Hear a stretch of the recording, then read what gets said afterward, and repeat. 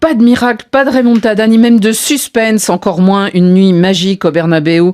En tout cas, pour ce qui est du public espagnol, les Merengues ont été battus au retour comme à l'aller, encaissant 5 buts pour un seul but, qu'on peut dire but miraculeux de Vinicius. Une 6e défaite européenne cette saison, c'est rare pour le Real Madrid. Il faut remonter à 2000-2001, cette saison, il y a donc près de 25 ans, pour retrouver un aussi mauvais résultat. Le Real Madrid sorti au stade des quarts de finale. Alors pour beaucoup de clubs, ce ne serait pas trop grave, mais pour le Real, le roi de cette compétition, les conséquences prennent une autre ampleur, une ampleur voire mondiale, vu l'audience de ce club sur la planète football. Le gardien merengue, tiens, un gardien, Joseph-Antoine Bell, le grand Thibaut Courtois. Il n'a pas cherché d'excuses après l'élimination, au micro de notre envoyé spécial de Thomas de Saint-Léger qu'on entendait tout à l'heure. Cette année, on n'a pas eu notre meilleure année. Je crois qu'on a eu trop de bas et pas assez de haut. Et parfois, on doit accepter ça, qu'on n'a pas fait notre meilleur jeu contre les grandes équipes d'Europe. On a eu trop de défaites et on doit analyser ça, être autocritique et penser ce qu'on peut faire mieux. Et il reste encore des jolis trucs cette saison et on doit essayer d'améliorer, que chaque joueur se regarde à lui-même et dit qu'est-ce que je peux faire mieux pour l'équipe. Et là, on verra comment on termine et comment ça va améliorer. Il a même ajouté une petite pique, Thibaut Courtois, en disant « Nous avons tenté quelques centres, mais cette année, on n'a pas Rossellou dans le rectangle, un attaquant né. » Bon, voilà, c'est dit. Joseph-Antoine Bell, même si on est le, soi-disant, en tout cas, c'est ce qu'on dit, le meilleur gardien du monde, c'est en tout cas ce qu'on dit de Thibaut Courtois au vu de ses prestations et de ses résultats, ça suffit pas pour qualifier le Real Madrid?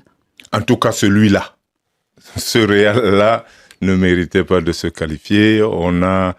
On a été très sympa avec eux, très gentil avec eux tout au long de la saison, mais je pense qu'ils n'ont pas montré grand-chose toute la saison. On aurait pu prédire cela. Le Real a eu quelques coups, a gagné quelques matchs, mais si on avait voulu le juger avec la mesure que les autres, on aurait dit depuis longtemps que le Real ne jouait pas réellement au foot, qu'il ne présentait rien de cohérent et que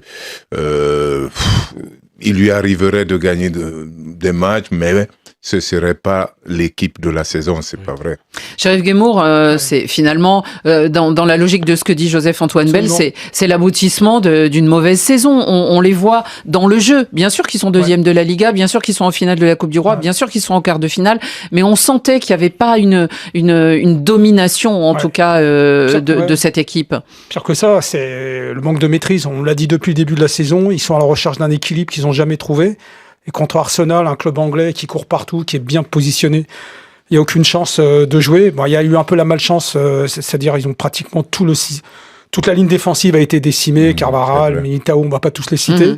Le départ de Kroos, évidemment, le métronome, mais faire jouer les quatre qu'on connaît, le fameux Carredas, ça n'a pas fonctionné. Donc ils s'en sont sortis avec beaucoup d'individualité. Et puis pour en venir au rôle des deux extrémités, parce que c'est ça qui a fait la force ces dernières saisons avec le Real, c'est-à-dire un bon gardien et un bon numéro 9 ou un très bon attaquant, que ce soit Benzema ou Vinicius.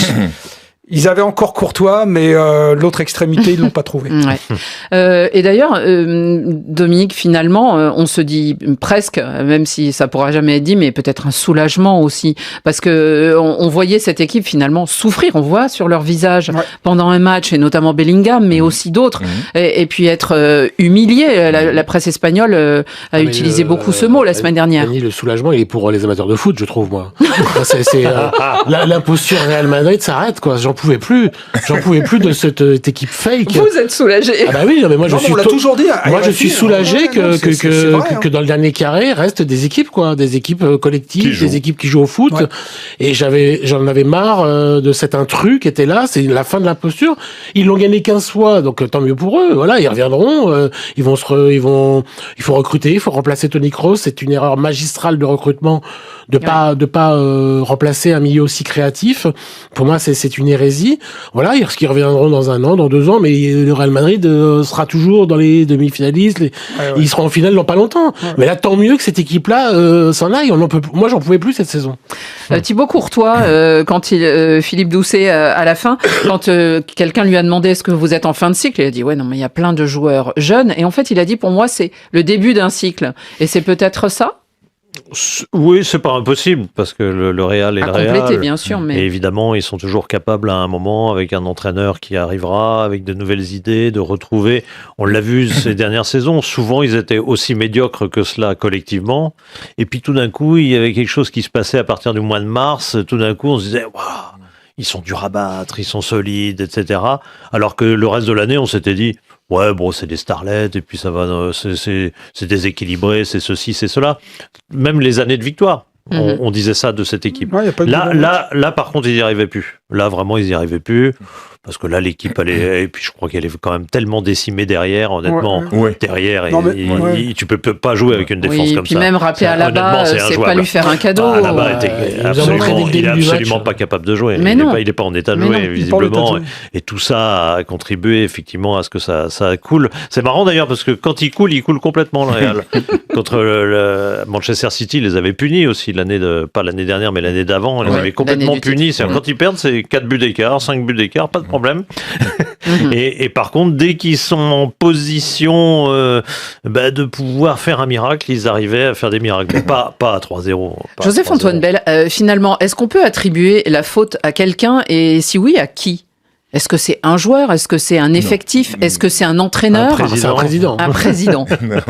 Oui, peut-être un président, mais moi, je pense surtout qu'il y a 2 choses. La première, ils ont eu trop de blessés.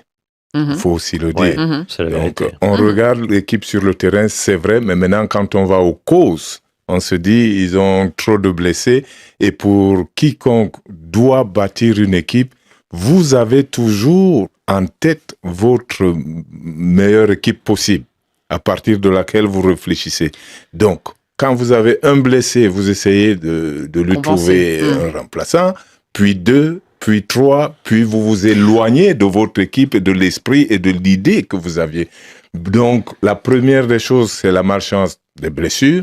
La deuxième, malheureusement, c'est l'entraîneur, parce que c'est lui qui doit de toute façon trouver la solution. Comment faire jouer l'équipe pour qu'il y ait quelque chose. Oh, j'ai regardé le Real et ça m'a inspiré quelque chose. C'est-à-dire que les footballeurs et les entraîneurs de foot, aussi grands qu'ils soient, finissent toujours par commettre les erreurs de base. C'est-à-dire qu'à un moment donné, le Real, parce qu'il veut marquer des buts, il avait 4 attaquants et 4 attaquants alignés, comme on dit à la base. Et personne n'a vu, ni sur le banc, ni eux-mêmes sur le terrain, aussi grands qu'ils soient, ils étaient alignés. Si vous êtes comme ça veut dire que chaque ballon qu'on va mettre, s'il loupe un, il a loupé les 4. Puisque la première ligne est éliminée. Voilà, vous êtes une ligne, et donc vous êtes tous éliminés, et ils pensent qu'ils ont envie de marquer, donc on court vers l'avant et on se met comme des sprinteurs au départ du 100 mètres, et donc voilà. Mais c'est surtout l'immense échec de Florentino Pérez, Annie, parce que en refusant par exemple de se rendre au Ballon d'Or, d'accepter la défaite de Vinicius, Vinicius n'a toujours pas accepté sa défaite, il c'est plus du tout le même Vinicius que la saison passée, il est l'ombre de lui-même, ça lui a fait un mal de chien de rater le Ballon d'Or pour Rodri. C'est l'idée d'empiler un attaquant qu'ils avaient un peu déjà. Mbappé, c'est un attaquant en plus, même s'il est fantastique, mais c'est pas forcément le joueur dont ils avaient besoin, surtout après le départ de Toni Kroos. Donc c'est sa lubie, ça fait très longtemps qu'il voulait arracher Kylian Mbappé, ça faisait déjà 2 fois qu'il avait refusé, donc mais c'était pas forcément le bon moment. Donc moi je trouve que son projet tient pas la route. Pour moi c'est un foot anachronique, cette espèce d'empilement des stars, c'est pas ça le foot d'aujourd'hui. C'est pas ça qu'on voit, c'est pas ce que nous a montré Guardiola avec Manchester City en gagnant la Ligue des Champions il y a 2 ans. C'est pas ce que nous a montré Liverpool en la gagnant avec Klopp il y a quelques années. C'est pas ce que nous a montré Chelsea avec Tourelle. L'idée ou l'image d'un mauvais joueur. On va peut-être éviter de donner des leçons au Real Madrid parce qu'ils ont 15 fois plus de Ligue des Champions que notre pays tout entier, donc on va éviter de lui donner des leçons. Non, mais ce qui est certain, c'est que la priorité au Real, n'est pas toujours sportive. c'est un club très politique, pas au sens politicard, mais c'est un club très politique. C'est un club qui vient de mettre 1 milliard dans son stade. Il n'a pas coûté 600 millions, le nouveau stade du Real. Les travaux ont en fait coûté plus d'1 milliard. Et 1 milliard, certes, étalé sur 20 ans à payer, c'est lourd à aussi apporter. Je pense que c'est pour ça qu'ils ce ont que pas Dominique remplacé, constate, c'est-à-dire qu'effectivement, ils n'ont pas construit une équipe intelligente, ça c'est une réalité, Dominique a raison là-dessus, mais en même temps, le Real a toujours fait comme ça. Il a toujours de temps en temps empilé un peu des stars, c'est lui qui a inventé et puis de temps en temps ça marche pas, mais c'est pas très grave. Quoi, en fait, à part une Ligue des Champions. Oui, mais ça apporte quoi? Est-ce qu'il y a un club au monde qui va gagner tous les ans la Ligue des Champions? Non, même le Real, non. Voilà. Mais c'est pas parce que tu mets Figo, Zidane, Roberto Carlos. C'est une Ligue des Champions. Oui, ils sont pas arrivés. Les Ligue des Champions, des Makelele qui courent pour tout le monde. Non, il y a eu des. Le jour où ils l'ont perdu, là aussi, ils avaient commis. Non, mais il n'y a pas que le sport dans un club comme ça. Ils n'avaient pas vu. Et pour en revenir, il n'y a pas que le sport dans un club comme ça. Pour en revenir à notre ami Florentino Pérez, c'est le président qui a gagné le plus de trophées dans toute l'histoire du football mondial. Donc, sa plus politique... que Bernabeu, ouais. Oui, j'avais fait. J'avais fait un article dessus, oui, sur et les titres internationaux. Oui, bien sûr. Il a le droit de se tromper de temps en temps. Championnat du monde des clubs. À ce compte-là, celui qui gagne a toujours raison. Non, c'est pas ça que je dis. C'est pas ça que je dis. Il s'est quand même trompé cette saison, quoi. Non. Tu as raison, il y a des trous d'air, il y a des lubies de Florentino Pérez, on va tous être d'accord, c'était surnuméraire, Mbappé cette année, on l'a vu, pas de problème. Mais je suis d'accord avec Philippe, sur la durée, le Real Madrid, au pire, ils finiront deuxième, quart de finaliste. Oui. Le Real, de ce côté, a déjà fait la même erreur dans le passé. Je dis que cette année, c'est trompé. On va voir. Alors déjà, le sort d'Ancelotti, malheureusement, qui pour moi est scellé, parce que c'est comme ça que ça se passe aussi au Real. C'est pas une lubie, on fait pas de cadeaux aux entraîneurs. Et puis le recrutement. Ils l'ont déjà éjecté une fois en milieu de saison et après avoir gagné la décima. Ça, c'est pas. Mais le pire, c'est que ça marche. Ouais. Non, je voulais juste dire que le Real a déjà fait cette erreur dans le passé. À l'époque où il y avait Makelele, ils n'avaient pas vu l'importance de Makelele au milieu des Galactiques. Du temps des Galactiques. Et quand ils ont laissé partir Makelele, ils n'ont pas renouvelé, ils ont souffert. Ils se sont aperçus trop tard, ils sont allés chercher un Norvégien ou un Suédois, Gravesen, là, pour essayer. Après, ils empilaient des milieux défensifs, mais ils n'y arrivaient pas. Donc là, ils ont refait une erreur, c'est vrai, mais ils n'ont pas été aidés par les blessures, et tant pis pour Ancelotti, quoi. C'est ça, malheureusement, pour les entraîneurs. Il y perdra sa place. Le Real au tapis et le Bayern aussi. 21 Ligues des Champions à eux deux, ces deux clubs. Bien, place aux autres.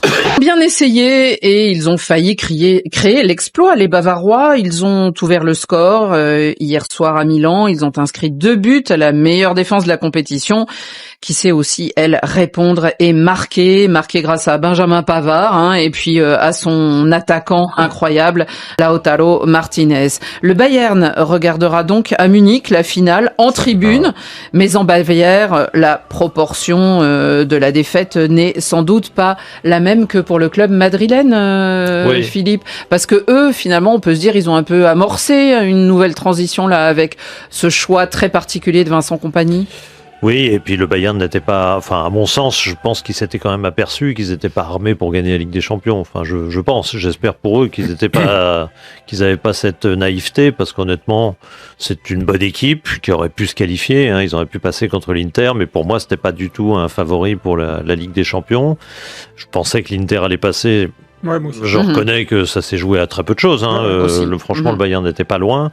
Mais quand on perd à domicile le premier match, on est forcément dans une situation qui fait que malgré un deuxième match plutôt bon, voilà, ça passe pas. Quoi. C'est une réussite, ça passe pas. C'est une réussite. Je trouve quand même que les premiers pas de Kompany sont une réussite, parce que je m'attendais pas à ce qu'ils résistent autant. Moi, je pensais que l'Inter allait passer, mais plus facilement que ça. Donc, ils ont quand même bien résisté. Au match aller, ils ont beaucoup d'occasions.